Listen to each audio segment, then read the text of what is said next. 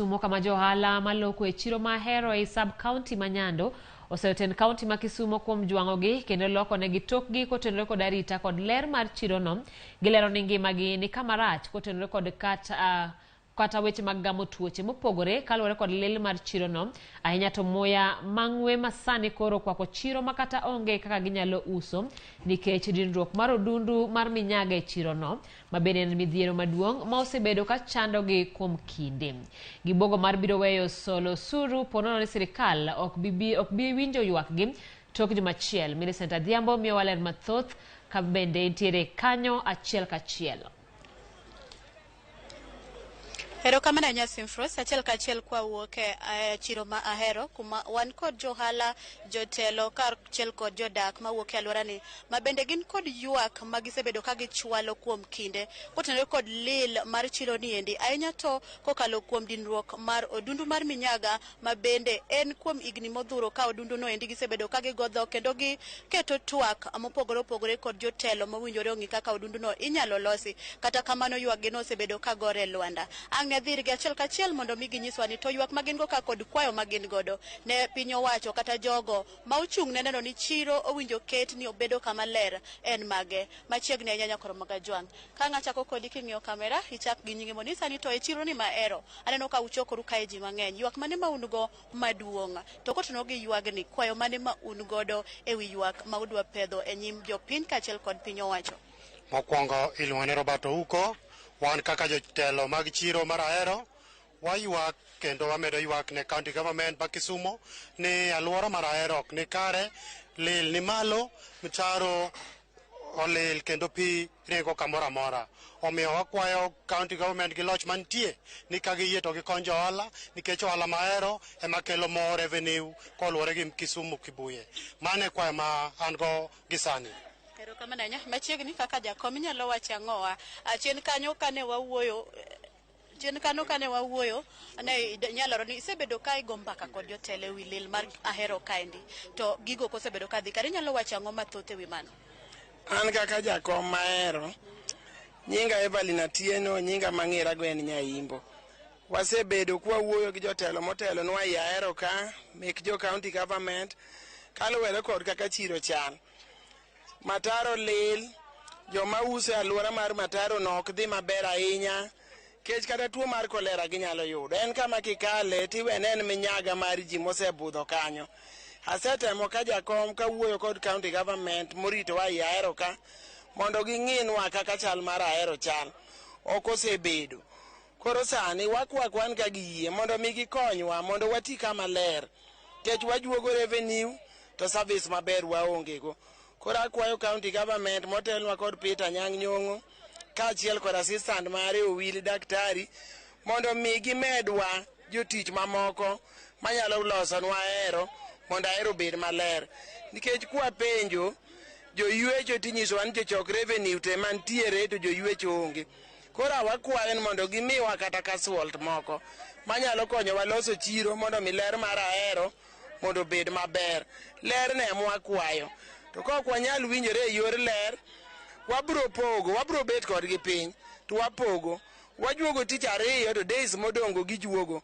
To waywego do chiro, watimo godo maintenance, kuonde motamo igo wanyalo timo kendwa, wanyalo ndiko vijana, nikech vijana bende koso tich e Ahero ka, to konyo wa loso ler mar Ahero, ginyalo chodhonwa mataro, ginyalo betonwa kuonde molilgi, ginyalo ywenwa sites modong' mok ywega. To mana kuwa bet kodgi piny mwawinjore, ni winjruok osetamore. Koro wan wabro juogo tich ariyo kaka johala, gin gijuogo days modong' wabro pogo kodgi. Mane wachna kaka jakom mar Ahero. Hero kamano nyalo dok chien. Machiegni kaka johala inyalo wacho go? An gi nyinga iluonga na Atieno Jen kata ti sandore nyakwaro rato. An jakom mar jogwen, jowadwa an gi chandruok. Nago kura to kucha ni owang'a oketa gi chandruok molo kata nyinga. Nikech mokwongo kolera maka off and on.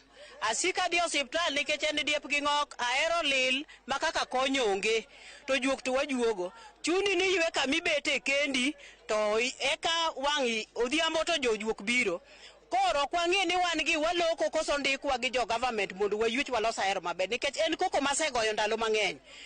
Kanigo ombulu na wuoyo gi dokta nawuoyo gi Dr. Nyong'o profesa monyisa maber ni adok tera to wang' ni gini thinda tiyo ko jowadwa gini dhi kaw higni 10 gi wiye kapok olosi.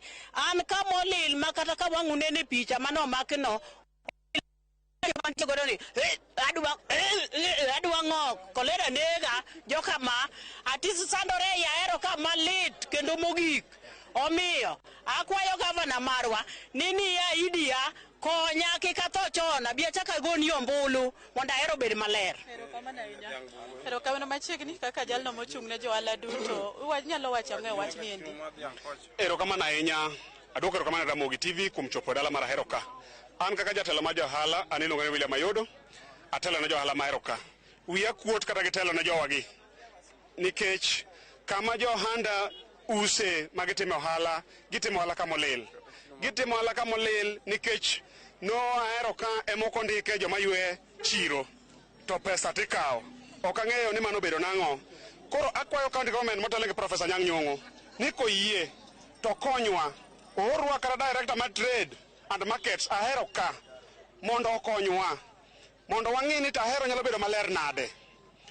Wan kaka johala wasebedo gi buche gi jotendwa mantiere ka kaka sub county admin, sub county revenue officer, ward market master to market master officer bedo kabisa e bura to bura ni pok onyuolo gimoro olemo mosenyuolo onge. Koro akwayo county government ma Kisumo ni opari Ahero. Ahero ni e chuny Kano kendo Ahero ni e chuny Kisumo. Opare Ahero mondo Ahero bed kama ber ma johala nyatime ohala kama owinjore.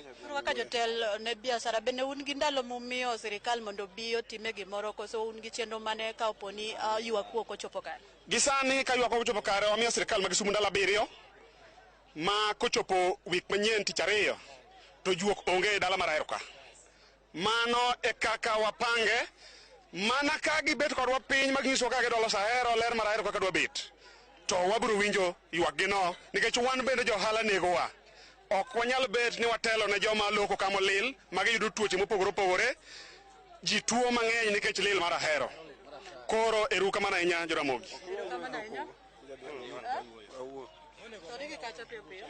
An kaka iluonga an John Agumba Kobonyo Kanyagwal an ja ohala ma jamni.